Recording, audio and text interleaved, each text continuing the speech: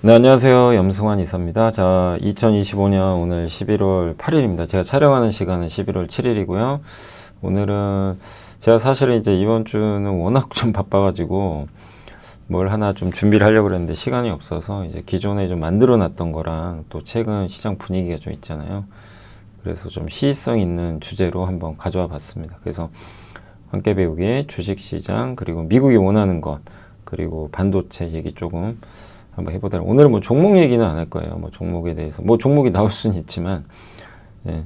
근데 어쨌든 오늘은 이제 이런 내용. 그래서 아마 요거를 만약에 혹시 먼 훗날 코스피가 5천 가서 이 방송을 내가 처음 보신 분들은 좀 그러겠죠. 도대체 뭔 소리 하냐. 예. 지금 지수가 이렇게 올랐는데, 네, 오늘 날짜는 여러분이 11월 8일입니다. 그래서 그걸 좀 감안하셨으면 좋겠고, 자, 미래가 이렇게 되지 않을까요? 일론 머스크가 오늘 주주총회에서 그런 얘기 한 것 같더라고요. 테슬라 로봇 옵티머스. 근데 저 옵티머스의 칩에 들어가는 칩을 삼성 파운드리가 만들겠죠. 예, 그래서 그런 것들을 좀 기대하고 있는데, 미래는 이렇게 바뀔 가능성이 높죠. 예, 그런 걸 한번 생각하면서 큰 그림 또 한번 그려보시면 좋을 것 같습니다. 자, 이번에 장이 왜 빠졌을까요, 시장이? 뭐, 이거 여러 이유는 있어요. 사실 이게 근본 원인은 아니에요. 제가 생각했을 때 그냥 단순하게 너무 많이 올랐습니다. 예, 그냥 그렇게 설명하면 끝이에요. 예, 근데 또 그러면 안 되잖아요. 그죠? 예, 뭐 그런 얘기는 누구나 할 수 있겠죠. 그래서 근데 그냥 빠지는 게 아니라 이유가 있어야 빠져요. 주가라는 거 아무리 올라도 이유 없이 빠지진 않아요. 그렇게 갑자기 빠지는 거. 그래서 왜 빠졌을까요? 요거 때문이죠. 그래서 단기 유동성 경색 현상이 발생했다. 이게 뭐냐? SOFR이 담보물 이익률 조달금리 좀 어렵지만 여러분이 미국 국채를 갖고 있어요. 그럼 빌려줘요. 미국 국채 세계 제일 안전하죠. 전당포에 맡겨요. 맡기면 어떻게 돼요? 돈 빌려주겠죠. 아, 나 이거 줄 테니까 내가 일주일에 갚을게요. 돈 빌려줘요. 그럼 내가 1,000만 원을 받아왔어요. 근데 공짜가 아니에요. 그 이자를 줘야 돼요. 예, 그거에 따라. 근데 그게 평소에 막 전당포에서 뭐 돈 빌리는 사람이 적어요. 그럼 뭐 금리가 싸겠죠. 서로 경쟁을 안 하니까. 근데 갑자기 돈을 막 빌리겠다는 거예요. 지금 사람들이. 예, 국채 담보로. 예, 왜냐면 돈이 막 필요하니까. 그러면 어떻게 돼요? 경쟁이 붙으면 금리가 팍 오릅니다. 그 상황이 지금 발생한 거예요. 서로 막 빌리겠다고. 예, 그래서 요 대출금리가 딱 요게 튀어버린 겁니다. 그래서 은행들이 사실 이제 이거는 담보가 있는 대출이죠. 예, 원래 담보가 있는 대출이 금리가 더 낮아야 되는 거 아닌가요? 근데 무담보 대출보다 오히려 담보 대출이 지금 금리가 높아진 이상한 현상인데, 그만큼 이제 시장이 돈 구하기도 어렵고 스트레스를 보여준다. 이렇게 보시면 되겠고, 또 한 가지가 이제 미국의 그 재무부가 당좌 계좌를 연준에 이제 있어요. 계좌가 연준에 있는데 이게 셧다운 이전에는 한 8천억 달러 갖고 있어요. 지금 관세 때문에 돈이 계속 쌓이거든요. 근데 이제 정부가 셧다운 들어갔죠. 지금 얼마냐면 1조 달러로 늘어났어요. 2천억 달러가 급증한 겁니다. 왜 갑자기 이게 이렇게 한 8일 됐죠. 셧다운 된 지. 이렇게 갑자기 2천억 달러나 우리나라 돈으로 얼마인가요? 2천억 달러면 한 300조 가까이 되는 돈이잖아요. 이게 갑자기 한 38일 만에 팍 늘어난 거예요.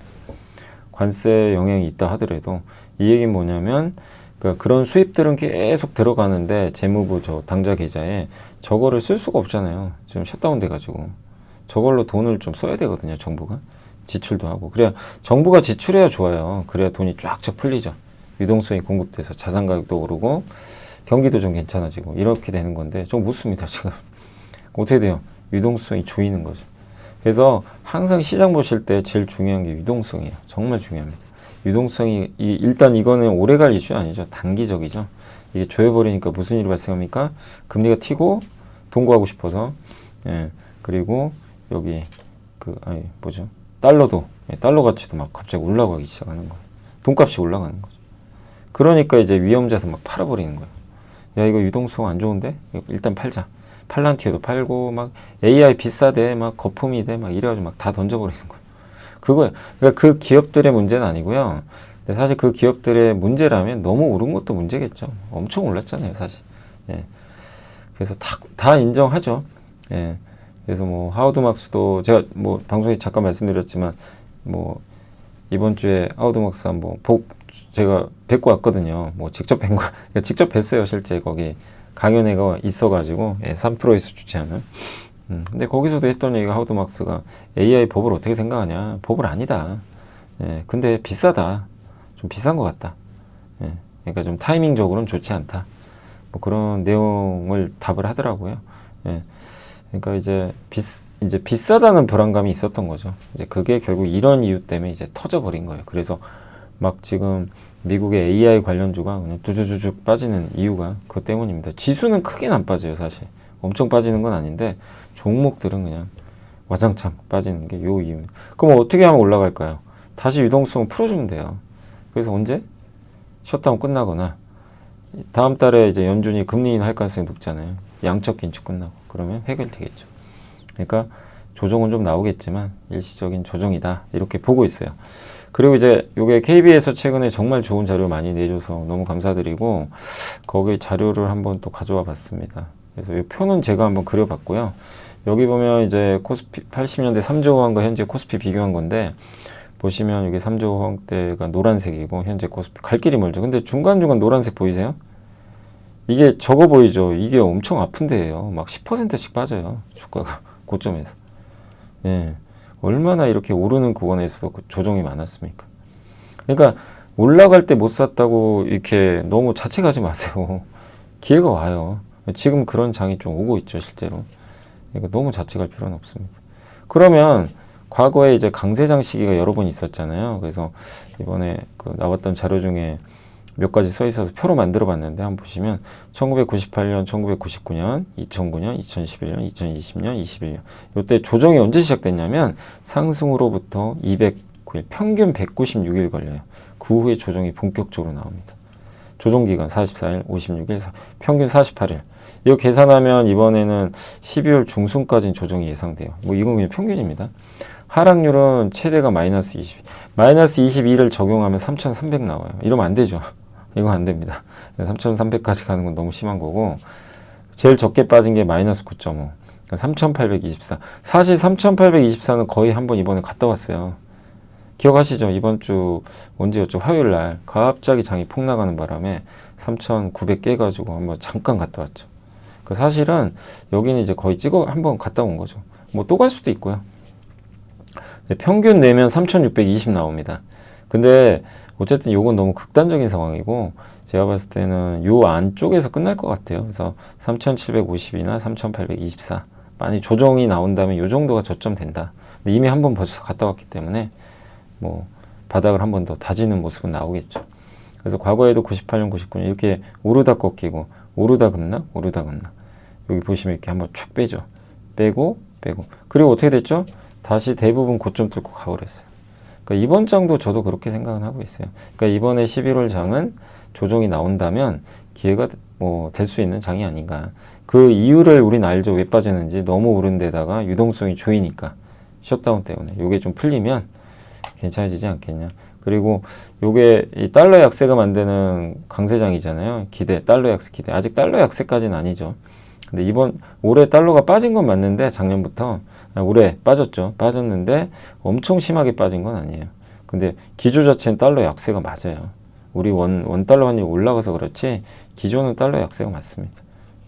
그런 걸 본다면 한번 우리가 이런 부분도 기대해 볼 만하고 그때마다 시장이 엄청 올랐거든요. 그래서 저금리, 저유가, 저달러, 탈세계화, 우리는 미국 제조업 파트너, AI 혁명, K모멘텀, 상법개정, 부동산, 주식 뭐 이런 걸 부동산의 주식으로 이제 물고 트는 거 이런 걸 종합해 보면 여전히 우리가 좀 기대할 부분들은 좀 충분히 남아 있지 않나 이렇게 생각을 하고 있습니다.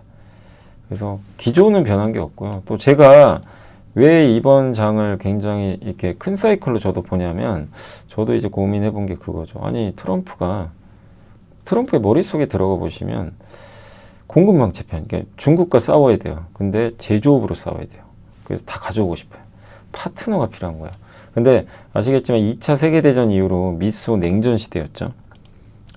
그때 파트너가 누구예요? 독일과 일본을 키워주잖아요. 미국이. 그죠?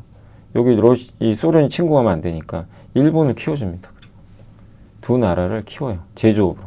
자기가 제조업했다기보다는 이 두 나라를 대리해서 키워줘 버리죠. 예, 참 이것도 아이러니죠. 둘 다 전범 국가인데 키워줍니다. 말 잘 들으니까. 예, 전범 국가고 야 그럼 너네 내 말 잘 들어. 이제 이런 거죠. 어떻게 보면. 그리고 이제 소련 망하고 이제 붕괴되고 그 다음에 이제 세계화 시대가 열렸죠. 그때 이제 중국을 키워줘요. 의도적으로. 그죠? 중국의 무역 개방도 이끌어내고 그래서 클린턴 때부터 그걸 해가지고 WTO 가입도 시키고 그 부분 어떻게 보면 중국도 이제 미국 말을 잘 들었던 거죠. 경제 발전해야 되니까.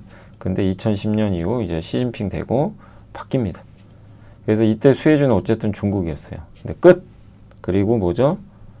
트럼프 시대가 열렸고 미중 갈등과 공급망 재편의 시대가 왔고 여기에 주인공은 저는 그냥 감히 말씀드리고 싶은 건 대한민국이다.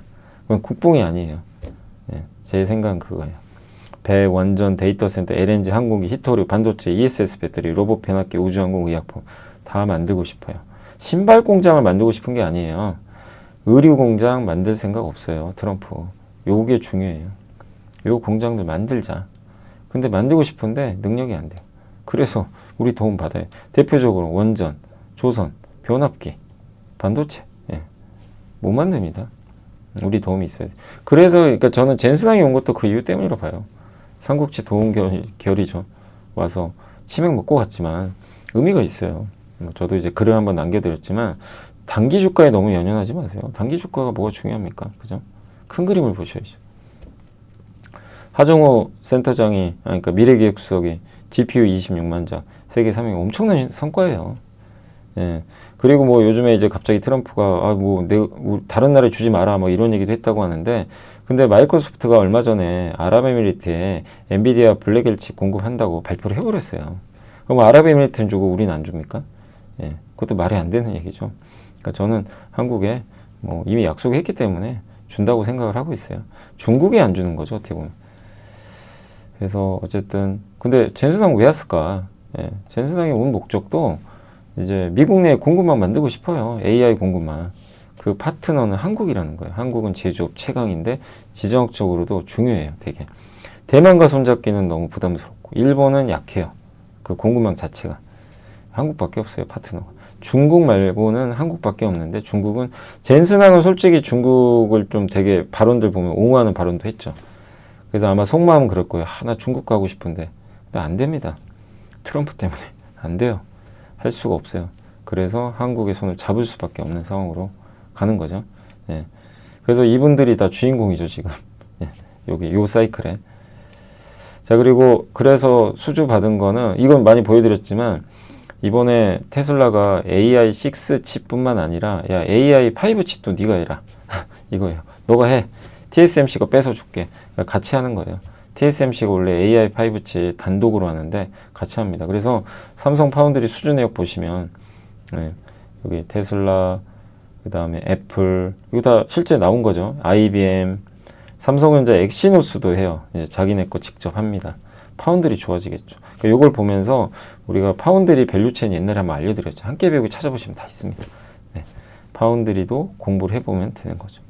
이거 좋아지겠네. 이거 엔비디아의 로봇에 들어가는 칩도 이번에 수주를 했어요. 이건 젠슨항이 직접 얘기했어요, 본인이. 예. 그래서 이유는 뭐냐? 이 모든 것들의 이유는 여기 적어놨잖아요. TSMC에 의존하기 싫은 거예요. TSMC 혼자 잘했지만 이제 의존도 줄이자. 그래서 핵심 제품은 여전히 TSMC가 할 수도 있지만 삼성은 이 반도체 공장을 미국에 2개를 엄청난 걸 갖고 있거든요. 여기서 한번 이제 투자해보자는 거죠. 이 빅테크들이. 갑자기 테슬라, 애플, 엔비디아가 막 수주를 줍니다. 상상을 못할 일들이 막 발생하고 있어요. 예. 이제 남은 건 이재용 회장의 진두지휘 이 기술진 분들이 정말 잘 만들어내는 거죠. 좋은 제품, 반도체를 이걸 만들어내는 게 이제 숙제인 것 같습니다. 그러니까 저게 바로 저걸 왜 말씀드리냐면 저게 안보 때문에 그래요. 예. 다 연결이 돼 있는 거죠. TSMC 의존 자체가 이제 너무 부담스러운 거죠. 자, 그리고 이것도 되게 좀 어려웠던 내용이지만 이제 미래에셋증권의 한종목 연구원님이 쓰신 자료를 좀 정리해봤고 좀 쉽게 설명드릴게요. 연산군 아시죠? 좀 재밌게 표현할. 연산군의 시대는 가고 메모리로 이제 왕자가 넘어간대요. 메모리는 연산을 보좌하는 역할이었죠. 그죠? 예.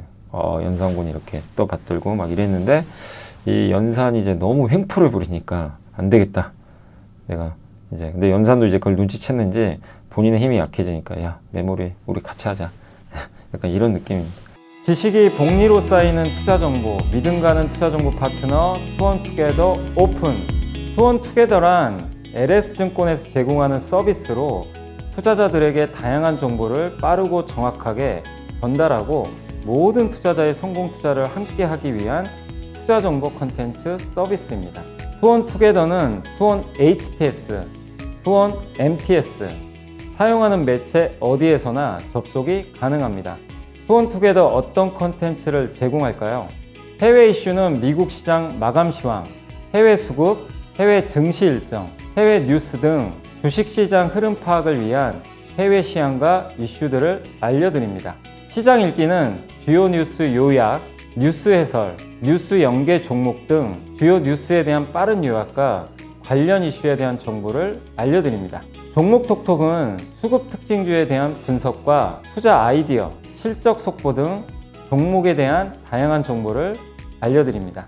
보고서장은 리서치센터에서 발행하는 보고서, 모닝미팅, 공시, 그리고 증권사별 종목에 대한 요약 정보를 알려드립니다. 주식 배우기는 함께 배우기, 투자 상식 등 투자자들이 알아야 할 전문 지식과 투자 칼럼 및 자료에 대한 정보를 알려드립니다. 투원투게더와 함께 성공 투자를 만들어 보세요. 왜 이런 일이 발생할까? 메모리가 왜 중요해졌나? 최근에 장이 그렇게 빠지는데도요, 미국장 마이크론은 신고가 냈어요. 왜 그럴까요? 이거를 인지를 하셔야 돼요. 반드시 이번 사이클에서 연산의 시대는 이제 저물고 메모리의 시대가 온 거예요. 왜 그럴까요? 그러니까 안드레이 카파시라는 오픈 AI 예전 이제 공동 창업자인데 개발자고 이분이 그 테슬라 자율주행도 주도한 사람 중에 하나예요. 예. 근데 뭐라고 했냐면 현 세대 LMM 여러분이 쓰는 챗GPT 있죠. 근본적 결함이 있대요. 디지털 기억상실증. 맨날 까먹는데요. 이 대화 끝나면 까먹고 대화 끝나면 까먹고 대화하는 기간은 좋은데 그 세션이 끝나면 까먹고 두 번째 너무 암기를 많이 한대요. 암기를 너무 많이 하니까 숲을 봐야 되는데 나무만 보고 있대요. 그러니까 전체 맥락을 우리 파악하잖아요. 이렇게 보고 이런 저도 이런 보고서를 보고 전체 맥락을 파악하죠. 예. 근데 예, 챗GPT나 이런 거는 그런 걸 못 한대요. 과잉 암기 때문에. 세 번째 그러니까 너무 암기가 많은 것도 문제고 그 다음에 너무 또 정보가 많으니까 그 안에서 반을 찾아야 돼요. 핵심 찾아야 되는데 힘들어요. 그 용량이 올라가요. 막 비용이 비싸죠. 저 많은 쓰레기 더미 쪽에서 반을 찾아야 되니 쉽지가 않은 거죠. 그러니까 대용량이 필요한 거죠. 이건 근본적으로 이걸 고치는 방법이 하나 있대요. 메모리를 3개로 나누래요. 그러니까 지금 HBM만 쓰잖아요. 연산할 때 그 GPU 보조하려고. 근데 이거는 그대로 하는 거예요. 그러니까 예를 들면 여기 있죠. 이 클라이언트 보이세요? 이분과 이제 대화를 해야 돼요. 이 사람이. 그래서 노트북 있죠. 바로 여기서 찾아가지고 해주는 연결해서. 요거는 HBM이에요. 네, 그러니까 실시간 상호작용하고 대화하고 작업하는. 요게 노트북이고. 그럼 D램은 뭐냐? 그 SSD는 뭐냐? 요 뒤에 있는 서재 있죠. 책. 장기간 보관하는 나의 방대한 지식이에요. 예, 그래서 속도가 오래, 저거 찾으려면 속도가 오래 걸리죠. 엄청난 지식들을 저기다 다 젖어. 그냥. 예, 여기다 일단 장기 기억해놔요. 해놔야 됩니다. 예, 그래야 꺼내올 수가 있어요. 그럼 D램은 뭐냐? D램이 그래서 중요한 거예요. 이 지금 해야 되는 작업 기억이 있죠. HBM과 SSD 사이에서 연결을 해줘야 돼요. 여기서 이거 내가 직접 가서 찾아오면 얼마나 시간, 이거 바로 클라이언트에 빨리 답해줘야 되는데 저거 언제 찾아서 저러고 있어요. 네, 근데 책상에 그래서 이 클라이언트한테 내가 답해야 될 자료들만 미리 좀 뽑아 놓은 거예요. 미리. 책상 위에다. 그래서 바로바로 해가지고 대답해 줄 수 있게 HBM과 연결해가지고. 그럼 엄청 빠를 거 아니에요. 그죠? 그러니까 보통 이런 식으로 작업들 많이 하시죠. 그래서 그런 거예요, 사실. 그렇게 생각하시면 되겠고, 이 단기 기억인데, 아무튼 HBM과 SSD 사이에 완충 역할을 해준다. 이게 정말 중요하다. 이런 게 이제 LPDDR5 뭐 이런 게 되겠죠. GDDR7도 될 수도 있고. 예, 이게 중요해. 그래서 요즘에 삼성전자 주가가 또 좋았던 게 그런 이유도 있는 거예요. 예, 옛날에 맨날 하이닉스 혼자 갔지만, 그러니까 요런 D램, 요 부분, 요 세 가지로 나눠서 이제 AI에 들어간다. 옛날엔 얘 혼자 들어갔는데. 그러니까 뭐 요새 뭐죠? 하드 디스크 드라이브 만드는 뭐 샌디스크, 뭐 웨스턴 디지털 막 주가가 날아가고 실적 너무 좋고, 그죠? 요 세 가지를 일단 기억하시고 너무 중요해졌다. 그래서 우리나라 반도체 주가 좀 최근에 흔들렸지만 근본적으로 흔들릴 필요는 없어요. 이렇게 시대가 변하고 있는 걸 반드시 인지하시면 더 좋을 것 같습니다. 그리고 요거는 이제 제가 좀 찾아본 자료, 저희 당사 자료인데 HBM 채택 스케줄이니까 HBM4는 이제 내년 한 2분기부터 공급될 것 같아요. 엔비디아. 그리고 AMD도 HBM4가 나옵니다. 무려 432기가짜리예요. 용량 어마어마하죠. 요거 내년 3분기 예상을 하고 있고, 요거는 삼성한테 좀 유리하겠죠. 요거는 이제 아무래도 하이닉스. 그리고 하웨이는 있는데 뭐 중국은 그렇게 시장이 크지 않지만 하웨이도 이제 내년 말부터 144기가짜리 12단짜리 HBM3를 뭐 준비 중에 있다고 하는데, 그 HBM 우리밖에 못하니까 우리가 할지는 모르겠어요. 이걸 중국에 허용할지는. 자, 그리고 이제 맞춤형 AR 칩. 저거는 이제 흔히 말하는 이제 그러니까 커스텀의 범용 칩이고, 여기는 맞춤형 칩이죠. 예, 맞춤형 AR 칩. 요 스케줄 보시면 내년 상반기에 구글이 HBM3 192, 그 다음에 트레니움, 아마존이 내년 상반기에 HBM3 144. HBM3가 이제 다 들어가요. 내년부터. 그러니까 HBM4만 중요한 게 아니라 3E도 중요한데, 그래서 삼성이 엔비디아 이번에 통과한 건 되게 중요한 이슈예요. HBM3E를 공급했잖아요. 그리고 마이크로소프트도 내년에 HBM3E. 메타는 원래 HBM 안 썼거든요. LPDDR. 아까 말씀드린 요거만 쓴 거예요. DDR, 요거, D램만. 근데 이 회사도 이제 넘어갑니다. HBM3E로. 네, 그래서 다 HBM 하고, 다만 이제 저것만 쓸 수는 없어요. 아까 말씀드린 대로 연산의 시대에서 메모리의 시대로 넘어갔기 때문에 DRAM, SSD 다 필요하다. 여기 붙는 거죠. 그리고 HBM도 당연히 중요하고. 근데 이제 우리가 제일 걱정하는 거는 공급 증가잖아요. 지금 HBM 투자를 너무 많이 하니까 공급이 안 돼서 범용 DRAM도 막 슈티지, 공급 부족으로 막 가격 오르잖아요. 그럼 이 사이클 언제 끝나냐? 모르죠, 그거는. 근데 스케줄을 보면 다울 투자에서 나온 건데, 여기는 대부분 요 평택 P4 있잖아요. 다 대부분 HBM 쪽이거든요.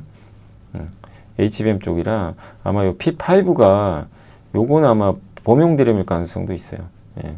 그러니까 이제 여기가 내년 이제 아마 2분기 좀 지나면서부터 투자 들어갈 것 같고, 내년 어쨌든 이제 이게 27년까지도 이어질 수도 있지만 어쨌든 내년 한 2분기 이후로 보고 있고, 그다음 테일러 파운드리 이제 올해 말에 끝납니다. 그래서 이제 양산 시작을 하겠죠.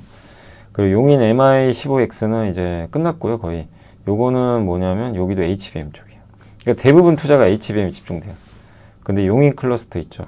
요거 M15X는 청주고, 요 밑에 용인 클러스터는 이제 2028년에 이제 준공이 되는 걸로 알고 있는데, 그때부터 이제 본격적으로 양산이 들어갈 때 범용 DRAM일 거예요. 아마 뭐 HBM도 하겠지만 세계 최대 규모입니다. 그렇게 생각하고 있고, 그 다음에 마이크론도 있고. 근데 결국 이걸 좀 종합해 보면 요 다울투자증권의 이제 고영민 연구원님의 의견은 내년 하반기 되면 조금 공급은 늘 것 같다. 본격적인 증가는 27년 이후는 돼야 된다. 근데 이거는 변수가 있죠. 그래서 내년 상반기까지는 걱정할 건 없는 거예요. 예. 그러니까 조금 걱정되는 건 27년이에요. 왜냐면 27년에 공급이 혹시 많아지면 가격이 빠져버릴 수가 있거든요.